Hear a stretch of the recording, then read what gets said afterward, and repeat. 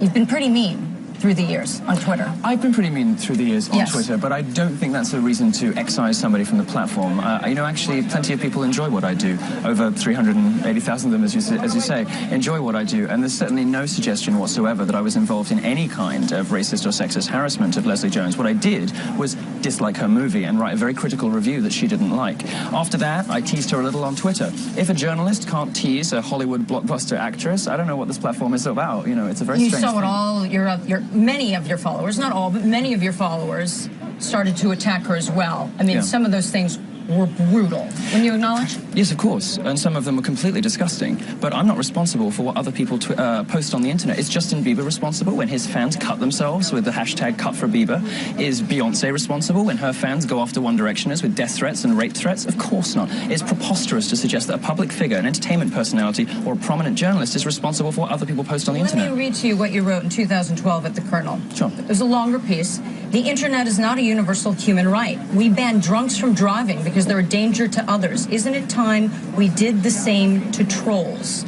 Trolls, for viewers who don't know, are how people refer to people like you who are mean on Twitter. Which, and there are very many people like meanness. You wrote this, right? No, of Is course. this what happened? You don't agree with this anymore? No, I agree with it entirely. You know, Twitter is a private company. It's entitled to do what it likes. The problem is it's lying to users. Jack Dorsey says that it's the free speech wing of the free speech platform, the free speech wing of the free speech party, that he wants it to be a utility like water, that Twitter is the place you go if you want to express yourself. That's a lie. There is a systematic campaign against conservative and libertarian points of view on Twitter. And how do we know this? Not from the company's own notoriously opaque statements, but from the fact that they apply their own rules so capriciously and so inconsistently that there is only one possible explanation. Twitter is perfectly happy to host ISIS, to host death threats against Donald Trump supporters, and they do nothing in any of these cases. Not hard enough. But you make a joke about a feminist, or you dislike the new Ghostbusters movie, or you have the audacity to dislike the work in, in Hollywood of somebody who happens to be black or happens to be a woman, and then you get suspended. Let me read you what Twitter says. We had a guest on from Twitter earlier this morning who spoke about this. We also have just statements and policies are available on their website. Our rules prohibit inciting or engaging in the targeted abuse or harassment of others. Over the past 48 hours in particular, we've seen an uptick in the number of accounts violating these policies and have taken enforcement actions against these accounts, ranging from warnings that also require the deletion of tweets violating our policies to permanent suspension. There's absolutely no evidence whatsoever, and Twitter has produced none, that I'm in any way responsible for inciting harassment against somebody else.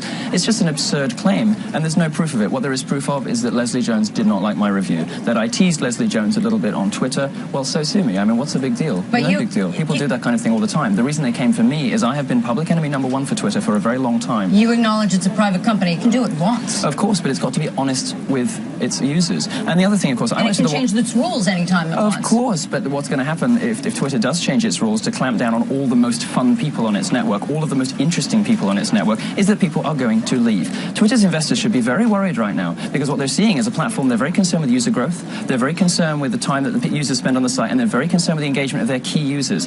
Investors and executives are concerned about just the opposite, that it's become such a mean place that people abandon it. They've struggled with growth. But that's a separate but related problem, because Twitter's product is terrible, and Twitter's product has always been terrible. Why is it terrible?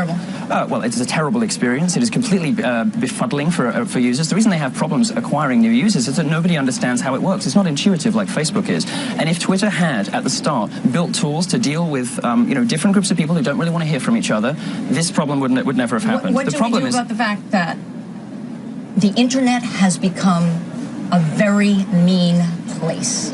Why is that? And why? And you yourself endorsed. Well, I mean, I endorse free speech. I endorse people's right to be mean, people's right to be aggressive, people's right to be mischievous and dissident and fun. In that piece that you wrote for the Kernel, you acknowledged how painful it can be. Yes, but if when you're on the receiving end. You know what? My view is not going to be popular with everybody, but it is popular with a lot of people, and that is if you can't stand the heat, get out of the kitchen. My observation in this particular case is that this movie is not doing well. I suspect that Leslie Jones has been deployed on Twitter to play the victim. The bigger issue, is there a decline in civility because of the internet? Yes, but one of the things that I've observed as a tech journalist, because I'm tech editor at Bright, was my day job, and I'm not embroiled in controversies like this. One of the things I've observed is there is a particular political slant to a lot of this abuse and harassment stuff.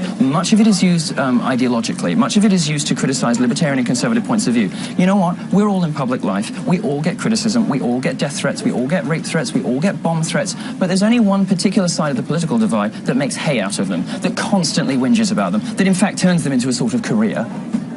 You are also the leader of Gays for Trump, is that correct? Well, I'm not the leader, but I did host a party last night. It was fantastic. A party for Daddy, who I call him Daddy. You call Donald Trump Daddy? I Why? do, because I want to be the father of the nation. I've come here as a warning from Europe to you people about what happens when you clamp down too much on free speech, when you forget this, the key importance of the First and the Second Amendments, right? We're seeing it happen in Europe. We're seeing Islamization of Europe. We're seeing clampdowns on free speech. In Nottingham in the UK, it's now an arrestable offence to be misogynist. Well, what does that even mean? That's in the eye of the beholder. In Scotland, you can be arrested by the police for being offensive. That's really Orwellian. That's insane. So when Donald Trump talks about banning Muslims, you don't see that as contradictory to everything you just said? No, I don't, because because America is, America is founded on freedoms. America is founded on, on the Constitution, the First and Second Amendment, and it is modern, Western, liberal, democratic capitalism that gave women and gays and blacks the rights they enjoy. And where those things don't exist elsewhere in the world, women and gays have a much worse time.